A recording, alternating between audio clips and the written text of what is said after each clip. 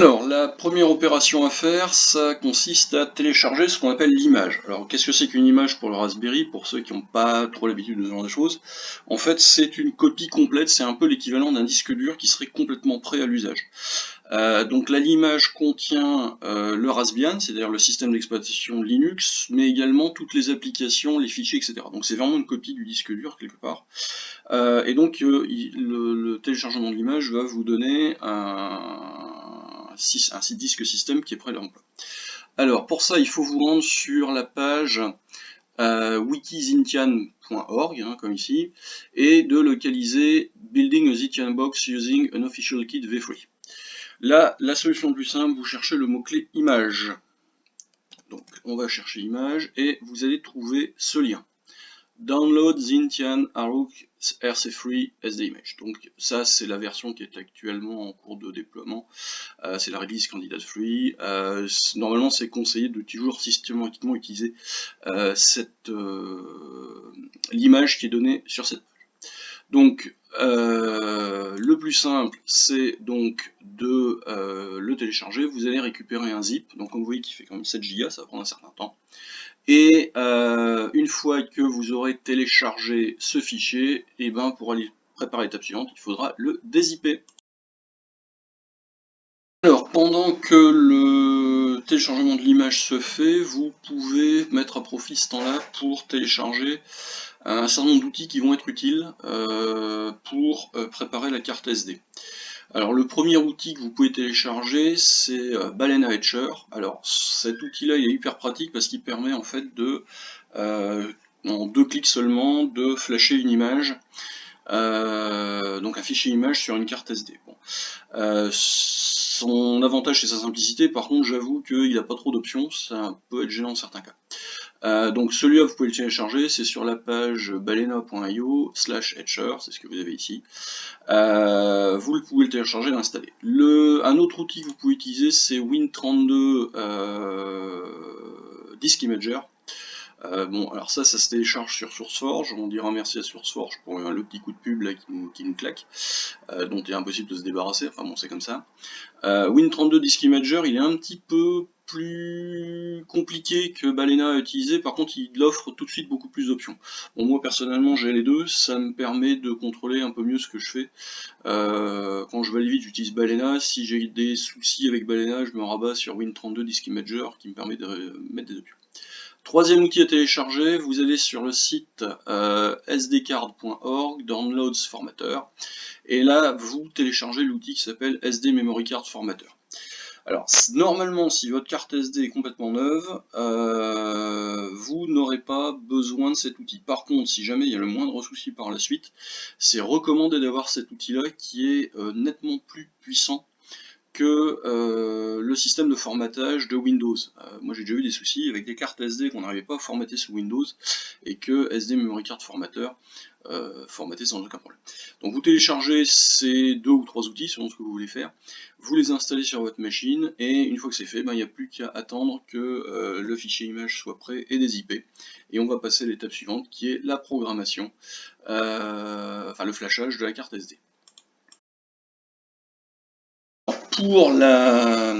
Pour flasher la carte SD, je préfère un petit peu plus utiliser Win32 Disk Imager plutôt que Balena.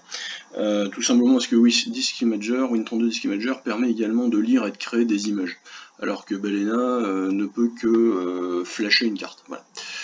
Donc voilà, bon, après c'est une question de goût, vous pouvez utiliser l'un ou l'autre. Donc ici, ce qu'il suffit de faire, c'est de choisir donc la carte SD qui a été placée dans l'ordinateur.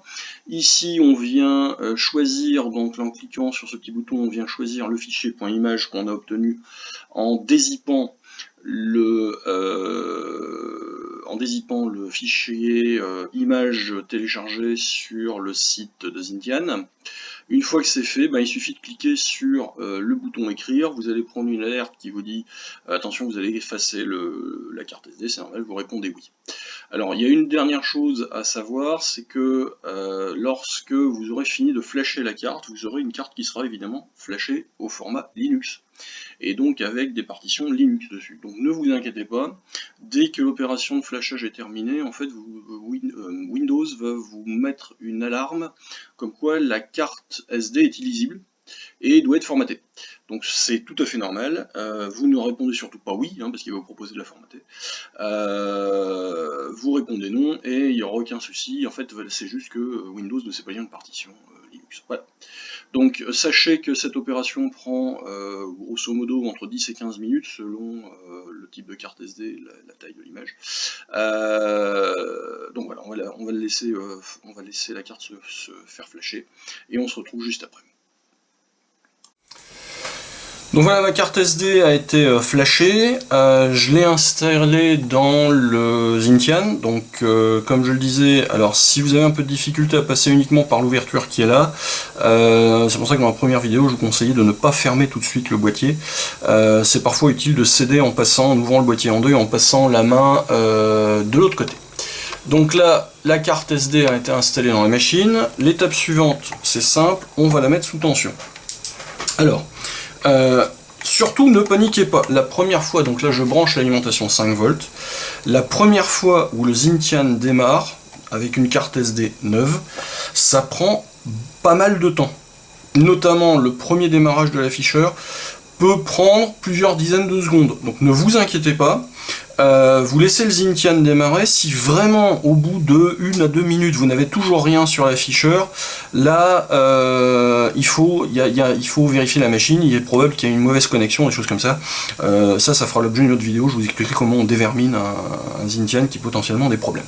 Donc là, le mien ici, en fait la carte a été programmée. Je le mets en route, donc là j'ai activé l'alimentation et vous allez voir que dès que on a un Zintian qui était déjà configuré une première fois, enfin qui a déjà été démarré une première fois, vous voyez l'allumage se fait beaucoup plus vite, ça c'est le temps normal d'allumage. Alors il reste une dernière chose à faire, c'est que suite au premier démarrage, en fait les codeurs incrémentaux ne fonctionnent pas. Donc on va pour les mettre en route, il faut commencer par connecter un câble réseau. Donc il faut connecter votre Zintian à votre réseau.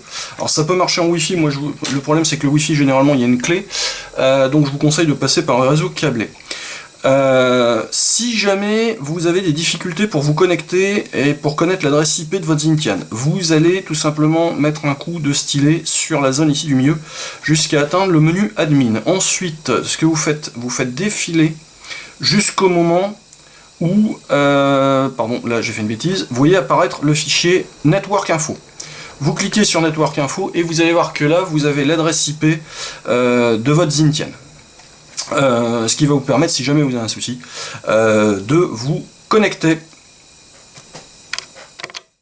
Alors, une fois que vous avez laissé le Zintian démarrer, vous allez taper dans la barre, donc vous allez vous connecter, donc le Zintian va être connecté sur le réseau, vous allez taper ici zintian.local. Si jamais ça ne fonctionne pas, vous avez vu qu'en passant par le menu admin, on peut connaître l'adresse IP du Zintian. Dans ces cas-là, si jamais en tapant zintian.local, alors ne tapez pas ça, ça c'est pas à taper, vous tapez zintian.local, voilà. C'est lui qui va ajouter ça. Dans ces cas-là, vous pouvez essayer de passer en tapant directement l'adresse IP. Mais normalement, on n'avait pas le faire, il doit savoir se connecter comme ça. Là, il va vous demander le mot de passe. Vous tapez raspberry en minuscule, R-A-S-P-B-E-2-R-Y. On valide et vous allez vous retrouver sur cet écran-là.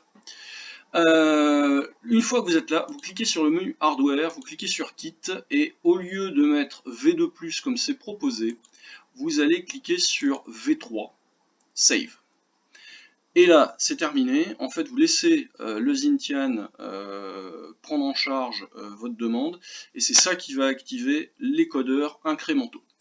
Dès que il aura terminé, vous n'avez plus qu'à cliquer sur Reboot, vous laissez redémarrer le Zintian et vous allez voir, on a maintenant accès aux codeurs incrémentaux.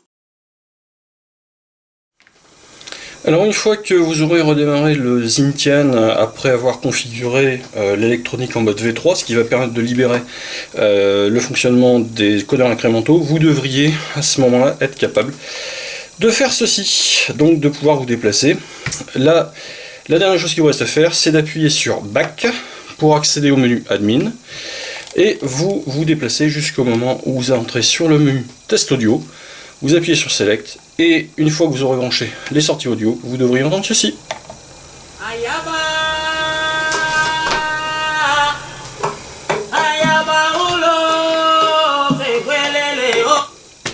Voilà, le montage et la configuration du Zintian sont terminés.